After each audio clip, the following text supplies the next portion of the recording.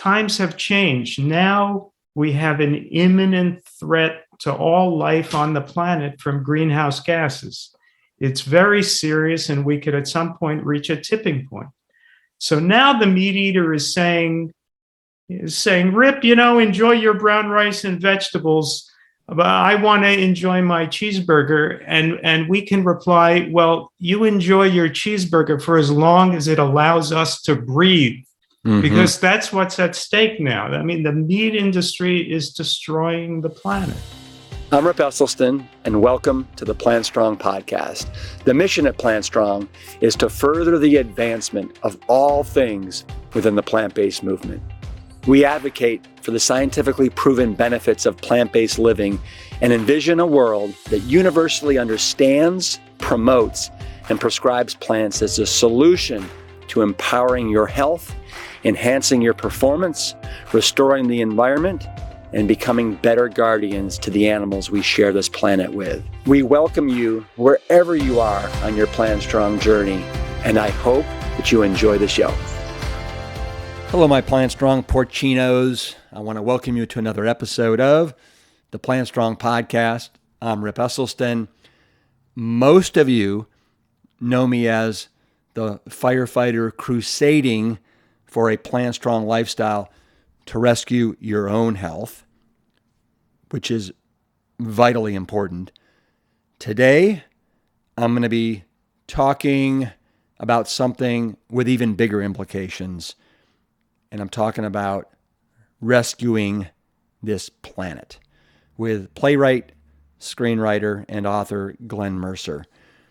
Glen has written or co-authored a dozen books alongside plant-based Broc Stars like Chef AJ, Howard Lyman, and Forks Over Knives chef Del Sroufe. He is with me today to discuss his latest book, Food is Climate, which zeroes in on the real leading cause of climate change, animal agriculture and consumption. My porcinos, it is one thing to stop eating animals for your health. Indeed, it's the best thing that you can do. And in this case, what's good for your body is also good for Mother Earth. Let's save life as we know it for future generations. And here to tell us why and how is Glen Merzer. Hey, everybody. I want to welcome Glen Merzer to the PLANTSTRONG podcast. And Glen, I've known of Glen since 2009, and I know that you're a very prolific writer. You've written what? How many books have you written on kind of being vegan? I think I've got 11 books that I either authored or co-authored. Wow. Yeah. And so you consider yourself kind of a playwright, a screenwriter, and an author, correct? Yes. Yeah. All right. So I want to dive right in, because the latest book that you wrote, I'm going to hold it up right here. Food is Climate is, I read it over the last 2 days, and it is a punch in the face. You don't hold back, not for a second. And I really admire the way you've written this, but it is a serious wake-up call to humanity. And we got to get moving collectively, and we got to move in the direction that you talk about in this book, which we're gonna jump into here. Before we do, I want to read something that was written by Philip Wollen. Am I pronouncing that correct? I think he says Wollen. Okay, Philip Wollen, who actually did the foreword for your book. He's the VP of Citibank, or former VP of Citibank, and he's from Australia, and he's quite the kind of environmentalist, philanthropist, and animal rights activist. But he says, we freak out in the West when 1,000 refugees arrive on our shores. Imagine greenhouse gases hitting 500 parts per million, or a 3-degree temperature rise, creating 100 million eco-refugees. This calamity will reshape the geopolitical landscape forever. We are facing the perfect storm. If any nation had developed weapons that could wreak such havoc on the planet, we would launch a preemptive military strike and bomb it into the Bronze Age. But we can't, because it's not a rogue state. It's an industry. Meat. The good news is we don't have to bomb it. We can just stop buying it. George W. Bush was wrong. The axis of evil doesn't run through Iraq, Iran, and North Korea. It runs right through our dining tables. The weapons of mass destruction are our knives, forks, and chopsticks. And then he goes on to say a lot of, really amazing things and really nice things about you. But before we dive in, Glen, you've written this book, Food is Climate. Why should people listen to you? Well, Rip, you and I have written books making the case on health. Yep. And it's so important, for everybody's individual life. What could be more important than their health?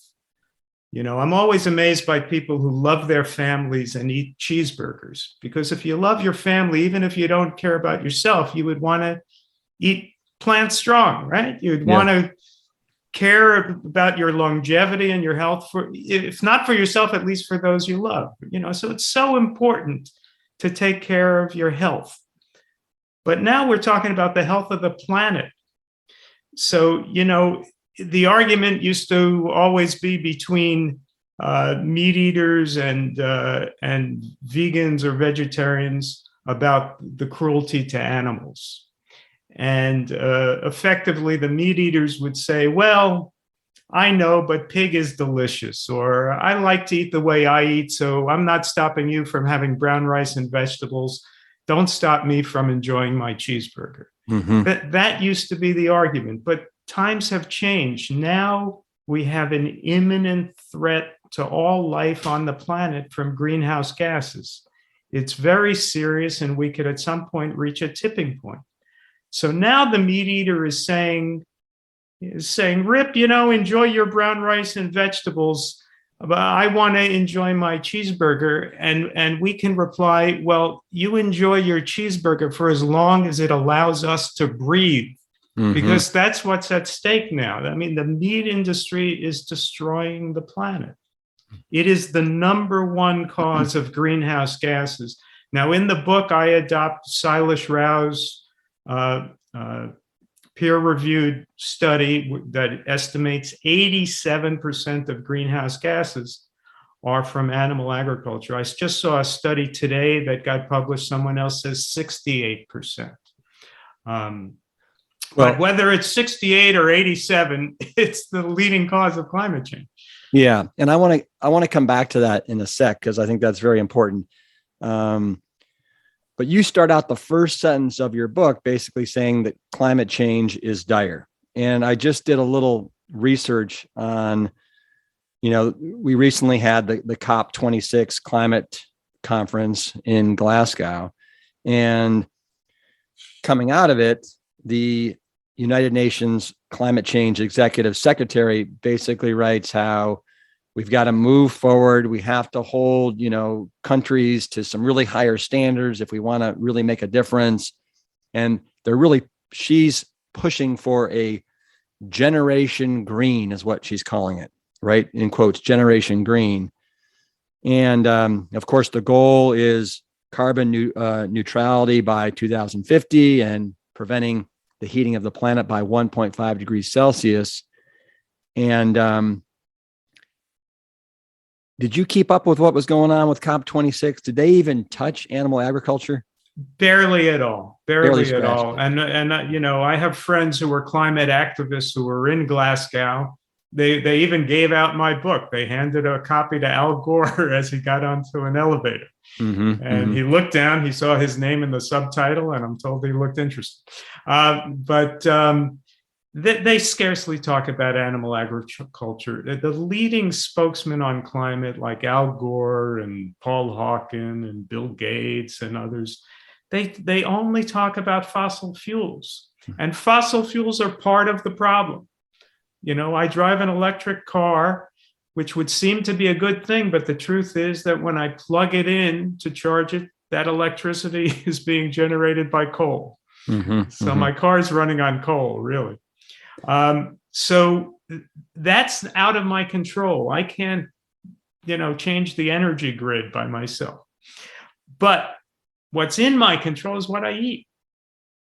That's what's within all of our control. Yeah. Well, you kind of in believe it was chapter 3, you started out by basically letting us know the story that we've been told. So according to the story that we've been told, what is the crisis, Glenn? The story we've been told is that the crisis is too many molecules of carbon dioxide in the atmosphere. Yep. Radiating heat back to the planet and raising surface temperatures, and that the solution to that is to reduce fossil fuel burning. So switching from fossil fuels to renewable sources of energy, and carpooling, and having smart thermostats and things like that, anything to reduce fossil fuel burning. And the truth is, we've been trying to do that for 30 years, and we burn more fossil fuels now than we did 30 years ago. And what they always do is they kick the can down the road and they say, okay, we've got the problem solved now. By 2050, we're not going to be burning any fossil fuels. Well, if you could really do that, then do it tomorrow. It's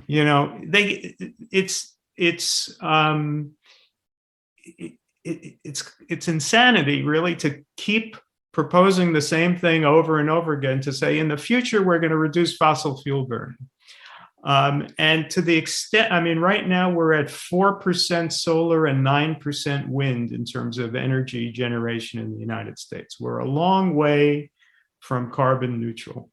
And when Al Gore, flies on his private jet to Glasgow, then he, I guess he buys some carbon offsets.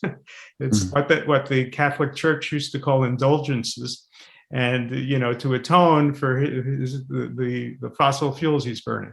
We're not going to solve the problem that way. And if you think about it logically, it can never work as long as we're eating meat, because even if next week, magically, we had solar airplanes and everybody was driving electric cars and all the electricity was from solar and wind, even if next week we were done with fossil fuels, which would be a good thing. But even then, the planet would keep warming up, because we have 1.3 billion cows on the earth belching methane, which is 120 times as potent as carbon dioxide. We have nitrous oxide from the fertilizer used to grow feed for the cattle. We have nitrous oxide and methane from the cattle and the pig waste. So we have oceans being deadened by industrial fishing operations that are trawling the ocean floor and kicking up methane and carbon dioxide from the ocean floor, something nobody could even measure. We have pasture maintenance fires. I have an image of it, a NASA image on the cover of my book. These red areas are pasture maintenance fires that are set in grazing lands all around the earth, which are set in order that anything the cows don't eat, they burn. And it makes it easier for the cows to just have grass. So we have all these sources of greenhouse gases that won't go away just from electric cars. You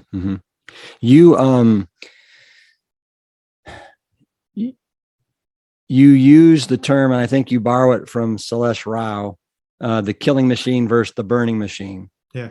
And so the burning machine basically is, you're referring to what? The fossil fuels, the fossil right? fuels. Yeah. Yes. The fossil fuels, and how that's just really not gonna butter the biscuit, so to speak. Right. Whereas that's not vegan. No, it's not.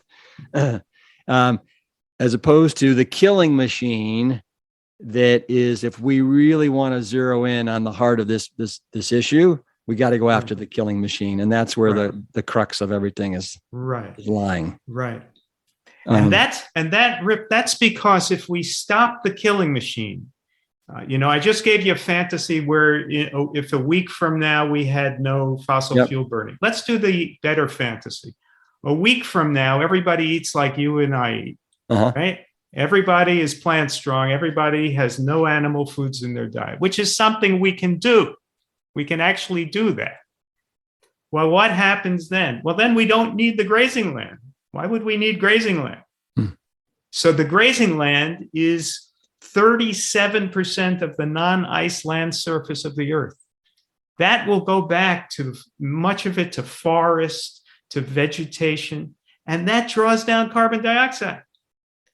And Silas Rau's published peer-reviewed study showed that if 41% of the grazing land, which is the amount that was forest in the year 1800, that he could prove was forest in 1800, if that returns to forest, we're pulling down enough carbon dioxide to get us back to pre-industrial levels of carbon dioxide in the atmosphere.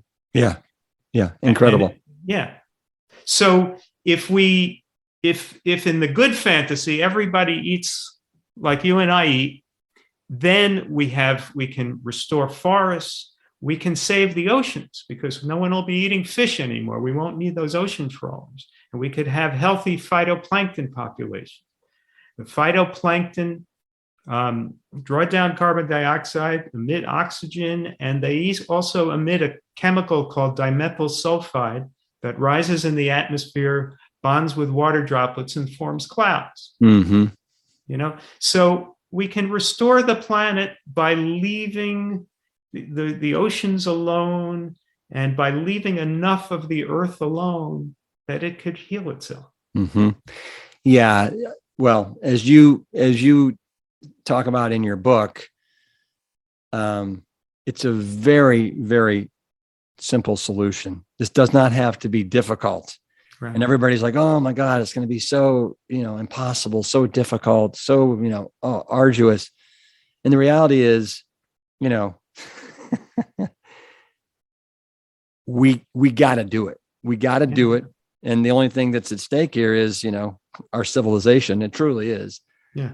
I want to go back to Silas Rau, and you said that his paper that he wrote called the Climate Healers position paper that came out in November of 2019, where he says that global greenhouse gas emissions from animal agriculture are responsible for 87% of global greenhouse gas emissions. Let's go back a little bit earlier, because you talk about in your book how in 2006, the Food and Agriculture Organization of the United Nations wrote a paper called Livestock's Long Shadow, where they said it was 18%. Right. And then a couple of years later, we had the World Watch report, part of the World Bank, with Robert Goodland and Jeff Anhang. And they actually, in their report, said it was 51%. So my question to you is, how do we get from 2006, 18%, and then it was corrected to 14.5%, and then 2009, 51%, and then Silas Rau, 87%? Right. Well, let's start with the FAO. The FAO works in tandem with agricultural interests around the world. So it's kind of analogous to the U.S. Department of Agriculture creating our food pyramids. They're working with farmers, so they want to make sure there's dairy in the food pyramid, right? So the FAO is working with farming interests around the world. So when they came out with their paper, 18%, it was a shock to many people that they were estimating it so high. 18% is a big contribution to global warming. And they angered a lot of their constituents. And so that's why a few years later, after consultation with something called the Meat Secretariat and other food interests internationally, they said, I guess we overestimated it, and they reduced it to 14.5%, which is still a big chunk of global warming, but they reduced it under political pressure. Right. But when they said 18%, they were not including all kinds of ways in which animal agriculture creates greenhouse gases. So when Goodland and Anhang came up with their paper in 2009, they included animal respiration. Animals breathe in oxygen, breathe out carbon dioxide. The UN FAO objected and they said, well, that's just part of the natural carbon cycle, right?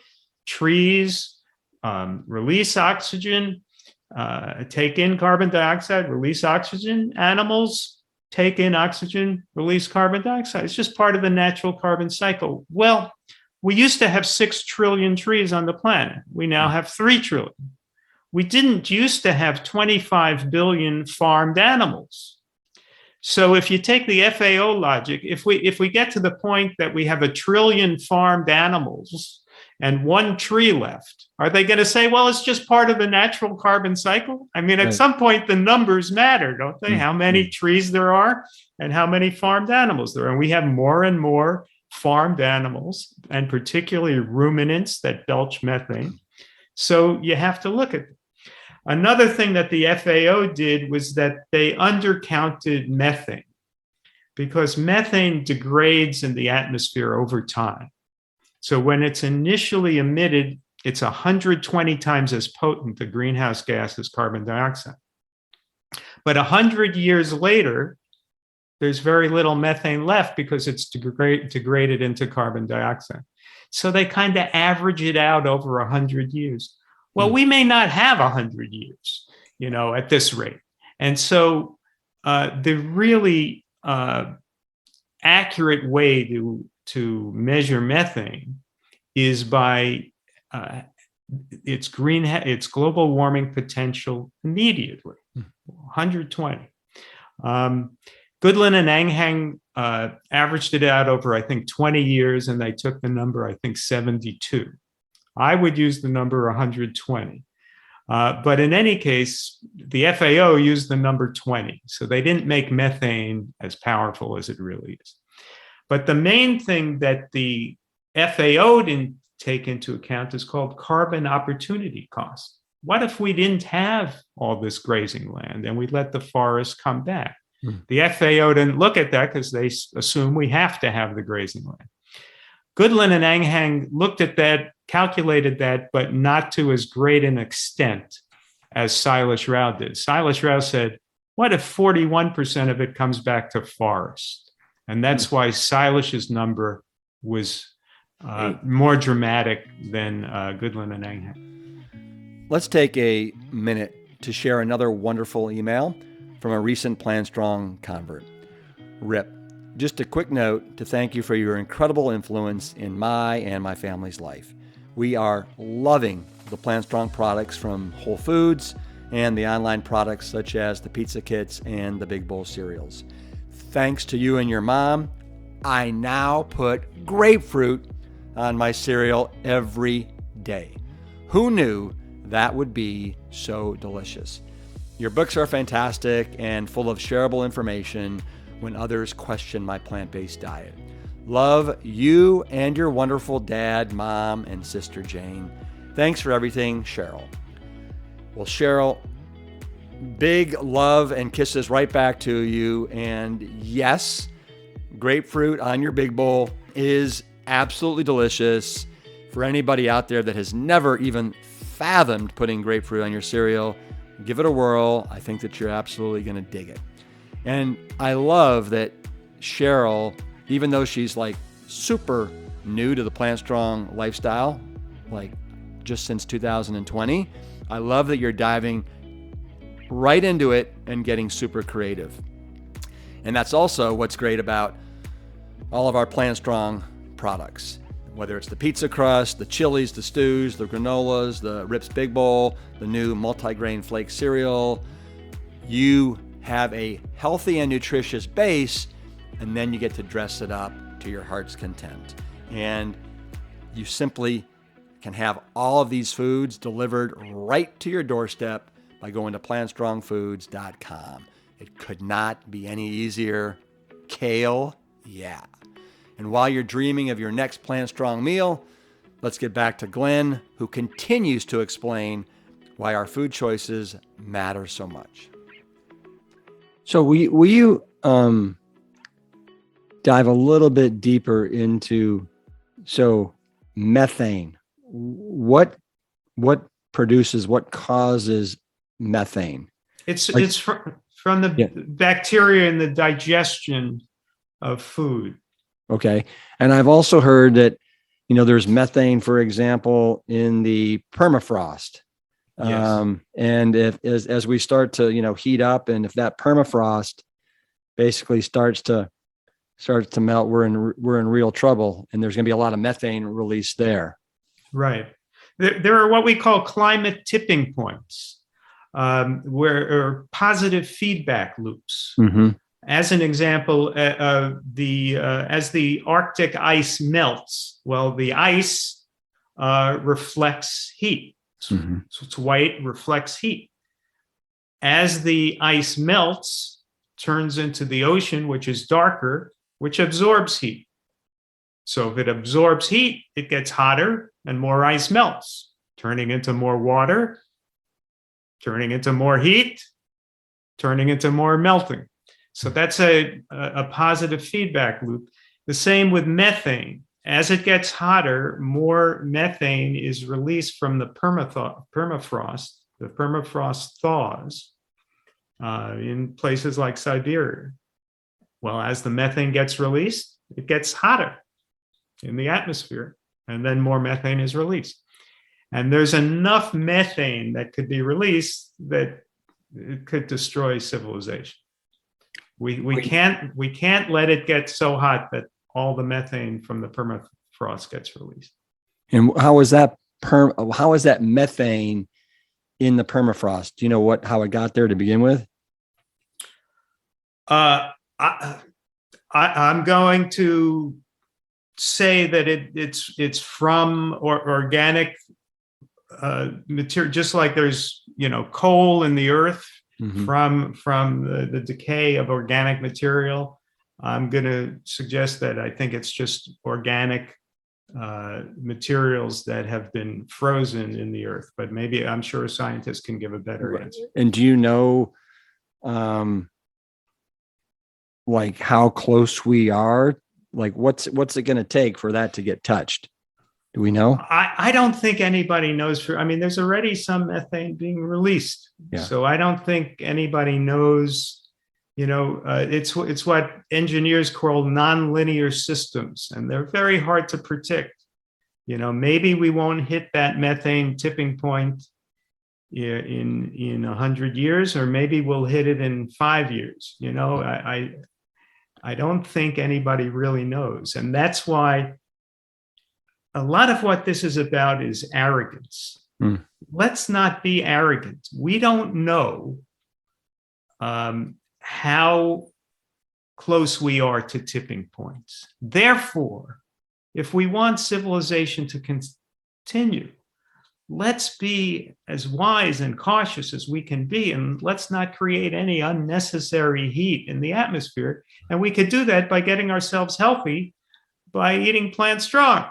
Mm-hmm. So, why would we want to mess with nature this way and risk the tipping points? You showed us all the fires going on here. And we also have with the record heat and the record dryness going on. We have all kinds of forest fires going on as well that are not intentionally set. Can you explain to the listener why the burning of forests is a climate catastrophe? Yes. And again, it's something that could be a kind of tipping point, because when forests burn, all that carbon dioxide and black carbon goes into the atmosphere, and that makes it hotter. And when it gets hotter, it gets drier, and then more forests can burn. So that's another positive feedback loop. So, we've seen in the last decade in California that it's happening more and more, that California has been on fire. And so the trees themselves, if we have healthy forests, they're the solution. We need the trees to pull down the carbon dioxide. Trees are our best hope. And so and when you have a forest fire, you're losing the trees, you're losing the capacity to pull down, to sequester carbon dioxide. And at the same time, you're contributing carbon dioxide and other pollutants to the atmosphere. Are trees our best hope, or is it the phytoplankton in the oceans? I'm not. It's above my pay grade. We need both. Okay, yeah. need both. But in the book, you talk about how the ocean is actually kind of responsible for sequestering about 40% of atmospheric carbon dioxide, and we got to do everything we can to preserve the oceans, because when the oceans die, we die. Right. And Rip, I can't even believe that people who eat fish would want to keep doing what we're doing, because there won't be any fish left. Mm-hmm. I think people just believe in this myth, oh, the oceans are so big, there must be so many fish. Well, not at the rate at which we're catching them. Mm-hmm. They have these mile-long fishing nets. So even if you wanted to eat the occasional fish, you should call for a moratorium on industrial fishing. And then maybe some years from now, you'll be able to eat the occasional fish. But we are extracting all life from the oceans. And again, when it comes to this question of how much of meat eating and flesh eating is responsible for greenhouse gases, remember, they're trawling the bottom of the ocean. Nobody is there able to measure how much methane and carbon dioxide they're kicking up from the bottom of the ocean. Mm-hmm. So that's a disaster. And, we have to understand that the real solution to the climate emergency is planet Earth. It's just like if you get injured, you get wounded, the doctor maybe dresses the wound. And then what does the doctor say? He says, leave it alone, it'll heal. Right? The doctor never says, I want you to go home and scratch it. Leave it alone, it'll heal. We are a self-healing mechanism, and the earth is a self-healing mechanism. So the only way this crisis gets solved is if we leave enough of the earth alone that it could heal. And what is the human activity that is most responsible for not leaving the earth alone? And that is the activity of eating animals. Mm-hmm. So much of the earth, like I said, 37% of the non-ice land surface of the earth is grazing land. Another 6% of the non-ice land surface of the earth is used to raise food for animals. So that's 43% of the land. And then you got all the oceans that we're destroying with the fishing. So if we stop the fishing, we can still have our container ships and our pleasure craft, just stop the fishing. Then we're leaving the oceans alone. That's 70% of the earth. We stop eating meat. That's more than another 10% of the earth. We're over 80% of the earth we could leave alone by stopping eating meat.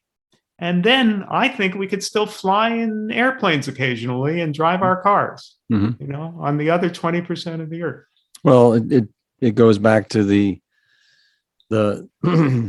burning versus the killing, and we got to attack the killing immediately. I think that the thing is just how do we get a culture, a society that probably 92% of us are currently consider themselves probably omnivores eating meat. How do we get 92%, let's just say, of this country to see the light and make it happen? And I would, you've got people like Joaquin Phoenix and Billie Eilish, some pretty big celebrities that are starting to scream it from the mountaintops, but I don't know what it's going to take. I truly don't. Yeah, this is the struggle that we're in, and you and I are part of a movement of many people who are trying to make this case. And I just have to hope that there's a tipping point too in terms of public consciousness. There was with gay rights. 30 years ago, it was unimaginable that there could be gay marriage. And even when Barack Obama ran for president in 2008, he wasn't supporting gay marriage. And if he had been, he probably wouldn't have been elected, frankly. And yet it hit a kind of, in public consciousness, it kind of hit a tipping point. And most people realized, why are we discriminating this way? And then suddenly we had gay marriage. And now if you ask the American people, they're overwhelmingly in favor of gay marriage. We have to follow that model. It has to be from the people up. The people have to change the way they eat, and then eventually the animal agriculture will fold. Well, I think you and I are also very, very hopeful. And you and I have both witnessed with our own eyes what's happened with this plant-based / vegan movement over the last 30, 40 years. And it almost is going at light speed, but we need to get it to warp speed. Yeah. And, but I'm amazed how far it's come since my father first started his research at the Cleveland Clinic back in 1984. I want to come back. We were talking about the oceans, and you have a sentence in your book where you say that whale feces indirectly helps create clouds and regulate the climate. Can you expand on that? Yeah. I mentioned before about how phytoplankton seed clouds by releasing dimethyl sulfide that bonds with water vapor. Well, what gives us a healthy phytoplankton population? And the answer is, among other things, whale feces. So that's a rich source of iron and other nutrients for the phytoplankton. So you see, this is part of the web of life. Nobody with a harpoon ever thinks about this stuff. But this is the web of life that we need to leave alone, because that's the human arrogance of not knowing, not understanding this complex web of life and then messing with it. It's like with DDT. They thought they could, solve the problems of, pests and so forth with DDT, and then birds were dying. So don't mess with nature. There's a web of life that's incredibly complex and intricate and evolved over, millions and hundreds of millions of years. And you mess with it because you want to have whale blubber or something, and then you're next thing you know, the climate is heating up. Yeah. You also have a story of an individual who had an experience with a whale. His name is Michael Packard. Can you tell us that story? Yes, this is from the news from last June, I think it was. He still is probably, I don't know, a lobsterman in Cape Cod. Yeah. And lobstermen, and I want everybody who eats lobster to think about this. What the lobstermen do is they set traps at the bottom of the ocean where the lobsters crawl, and those traps are connected to buoys at the ocean surface by ropes. And those ropes sometimes trap and kill whales. In that New England area, there are whales called the right whales, and almost all of them at one point or another have been trapped by these ropes. So the right whale population is threatened. So Michael Packard was one of the lobstermen, and he was at work in the ocean one day, and he got swallowed whole by a humpback whale. Incredible. And he, he's in the whale's mouth, thinking he's never going to see his children again, feeling the whale squeezing him.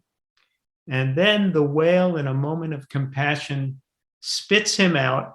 A friend witnessed it and said he came out flippers first. Right. And my question that I pose in the book, which I say that in a certain sense all of humanity hinges on this, is, has he learned his lesson? Is he still trapping? And I don't know the answer. I don't know what the man is doing. Is he still in the business of trapping lobsters? or has he learned a lesson? Because I think that humpback whale was letting him out to teach us all a lesson. Yeah, let's certainly hope so. Yeah. Another thing you talk about in the book that I'd love for you to speak to is you mentioned that the most significant fight on planet Earth right now pits the yellow dragon against the great green wall. Yeah. That sounds like a Marvel, a Marvel movie. What do you mean by that? Well, this is in China, where they're trying to keep the Gobi Desert from expanding. And there have been times when the winds from the Gobi Desert have blanketed, the dust has blanketed Beijing, and I think even other countries in Asia. So the Gobi Desert is a threat. And the way you fight a desert is with trees. And it's difficult because you could imagine trying to plant trees in the middle of the Sahara. They're not going to take very easily. You have to kind of work from the outside in, from the borders in. And you really you need agronomists who know what they're doing and plant the right kinds of trees and take the right kind of care of them. But they're trying, and unfortunately, I think they've used too much monoculture in the past, so a lot of their trees have died. But they're trying; they've had some success at restraining the desert from expanding, and it's an ongoing battle, and a similar battle is being fought in Africa with the Sahara Desert and the Sahel Desert, where they're using trees, and they're having, I think, more success in the Sahel Desert to keep the desert from expanding and beat it back. Yeah, you mentioned too that the genesis of deserts actually is kind of one of the secrets that hides in front of our eyes. What do you mean by that? Well, if you look at this image of the Sahara Desert, whoops, there it is. We've seen that all our lives, and we just assume, well, that was always desert. Well, it wasn't. We know that, they know from, they go deep in the earth and they take cores and they examine the evidence. We know that this was a lush forested area. Now, it was forested and it had savanna for millions and millions of years. In fact, there's even evidence that there were dinosaurs hundreds of millions of years ago in this area. So, and they have cave paintings, and the cave paintings in the Sahara show giraffes and hippopotami. So we know that this was at least savanna, and in some areas forest, for millions of years. Now, just mathematically, what are the odds that an area was forested and had savannas for millions of years, and in the last 5,000-6,000 years became desert when humans discovered agriculture 10,000 years ago and started chopping down trees and engaging in animal husbandry. And in those cave paintings, they even show humans engaging in animal husbandry. So what are the odds that had nothing to do with humans? There have been recent scientific papers that have made the case that the Sahara was at least in part man-made. Now, there are other factors. The traditional scientific explanation has something to do with wobbles in the Earth's axis that causes more sunlight to hit the area directly and makes it hotter. I'm sure that was a factor, but I could guarantee you that another factor was human intervention, and more scientists are coming to that conclusion now too. And it's interesting that those who still survive in the Sahara, a couple million people who manage to live in these harsh conditions, what do? They're engaged in animal husbandry. They're still doing the activity that created the environment they're living in. Same thing in the Thar Desert in India. The leading occupation is animal husbandry. Yeah. That is really, really interesting to connect those dots. Let me ask you this. You in the subtitle of your book, you make a response to Al Gore, Bill Gates, and Paul Hawken. You want to talk about, should we talk about Al Gore first? Sure. Anything you want to talk about Al and what Al's getting right and what he's kind of missing through the trees? Well, yeah, what he's getting right is fossil fuels. Of course, we need to reduce the burning of fossil fuels, and renewables are all to the good. Mm-hmm. But what he's getting wrong is he's not discussing the leading cause of climate change, which is animal agriculture. It seems to be a subject he's uncomfortable with. I'm told, I mean, he claims to be a vegan. He doesn't like to talk about it. Mm-hmm. And I don't know if these, I don't think Al Gore's running for office again, but maybe these are just the vestigial instincts of a politician, because he couldn't imagine getting elected running for office on a vegan platform. So let's go. Okay. So I get it with Al, and, I think we all saw An Inconvenient Truth, and back in the day that, it really struck a chord with people. Yeah. Obviously. What about Bill Gates? I know he just wrote a big old book on climate change. And I mean, why is Bill Gates not basically zeroing in on animal agriculture? What does he have to lose? I couldn't tell you. I mean, when you're that rich, I don't know, where personal interest can even come into the picture. The only thing I could say is there's a way in which people's focus is narrowed by their own culture, and Bill Gates is part of our culture. And so he discusses in the book, in about a paragraph or two, the possibility of reducing greenhouse gases by the world going vegan. And he says, yeah, some people might propose that, but really that's not possible because of our cultural celebrations. That's what he says, cultural celebrations. In other words, at the July 4th picnic, you have a hot dog and a hamburger. And at Thanksgiving, you have a turkey, and whatever traditional flesh foods people eat at different holidays. And he just can't imagine that changing. Well, I say, why not? Why can't you have a plant burger at your July 4th picnic? Why can't you have rice and vegetables at Thanksgiving? And not to mention cranberry sauce and sweet potato and other things that are traditional Thanksgiving food. What is so hard about this? Yeah, nothing. No, his actual quote, I have it right here, is eating meat is a crucial part of festivals and celebrations. Yeah. Jeez. Come on. And so for that, he's willing to let the planet go because of the festivals and celebrations. Mm-hmm, mm-hmm. And again,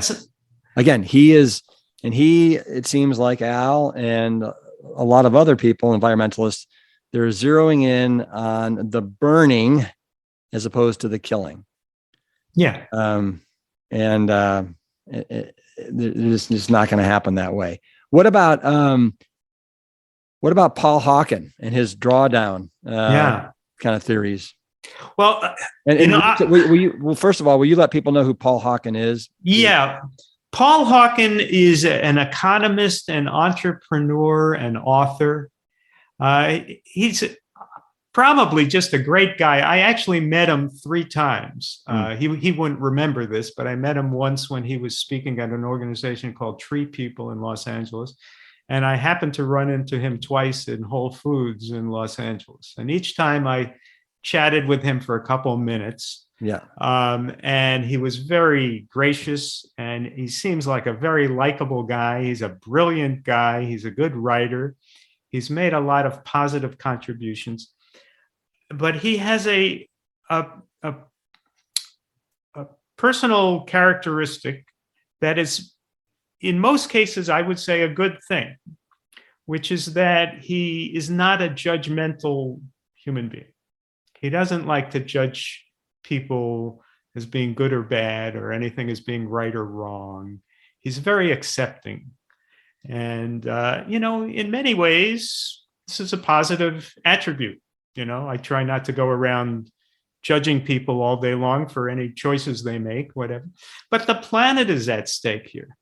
And so he was asked and this is something I found on the internet at something called the Aspen Ideas Festival, I think. Mm-hmm, mm-hmm. He was asked a very simple softball question after he spoke about his book Drawdown. He was asked, couldn't we make a big contribution by going on a plant-based diet? And his answer was something like, well, it would be nice, but our book, we don't say this is right or this is wrong or this is good or this is bad. We don't make any judgments in our book. No judgments at all. It's whatever you want to do. And that's his attitude. That's a nice attitude when it's applied to sexuality. Right. But when the earth is facing tipping points, we have to say something is good and something is bad and something is right and something is wrong. Mm-hmm. And when we're destroying the earth for hamburger, that's wrong. Is he vegan? I don't know. Don't know. Right. Know. Well, he had a list. What is it? Is it the top 75 things you can do? Or 80 maybe? Or 80. And where was going plant-based? Do you know? It was something like number 5, but it was something like, what did he call it? More plants in the diet or something like that. He never says stop eating meat, end animal agriculture. Right. Yeah. Yeah. Well, so in reading your book, you see some of the solutions that people are going for, especially these industries. Like, for example, you mentioned how Cargill is now basically they're selling methane absorbing masks to the European dairy farmers for their cows, right? Yeah. I mean, it's like, really? Like, we have this problem in which animal agriculture is destroying the planet. And the simple solution is to stop eating meat. And yet we have industries and leaders coming up with one crazy way after another to try to allow us to keep eating meat until we all die. Mm-hmm. And so this one is to put masks on cows. They have another theory. They'll feed more seaweed to cows so they belch less methane. Then there's something called regenerative agriculture, where they try to rotate the cattle on grass from paddock to paddock in a way that they think is going to restore the land. None of these things work. Right. And speaking of that, you also mentioned how much to what people think, grass-fed actually versus like the feedlot cattle actually is worse for the environment. Can you explain that? Yes. First, let's keep it in context. About 1% of the meat that Americans eat is grass-fed. Okay. So this is a very small percentage, and maybe a fraction of that is what they call regenerative. But I would concede that probably the cows are happier being grass-fed than the cows in the concentrated animal feeding operations. But when they're eating grass, they belch more methane. And they live longer, or they're allowed to live longer, because it takes them longer to gain the sufficient weight at which the meat industry wants to slaughter them. So when they're living longer and belching more methane every day of those longer lives, they are contributing more methane to the atmosphere. Also, they are degrading the soil as they graze, and the soil holds twice as much carbon as the trees. And so, and remember, it's the grazing land that we need to save the earth. We need to reforest it. So grazing is the activity that is preventing us from healing the planet. So in all those ways, grass-fed is worse for the climate crisis than the CAFO meat. So I think you have a suggestion, and maybe it's similar to Bill Gates, that we should try and plant 1 trillion trees. Is that right? Yeah, I don't know that Bill Gates calls for that, but I do. Okay. Yeah. And I'm hardly the first. There are any number of organizations, and I note many of them in the book, that are working on reforesting and rewilding. Rewilding. I like that term, rewilding. Yeah. Yeah. There's an organization called Rewilding Europe that's doing great work. If Bill Gates really wanted to make a contribution, why doesn't he buy up all the cattle ranches in America and rewild them? Mm-hmm. Well, I think he's the largest private landowner in the United States. Well, rewild that land, Bill. That would help. Mm-hmm.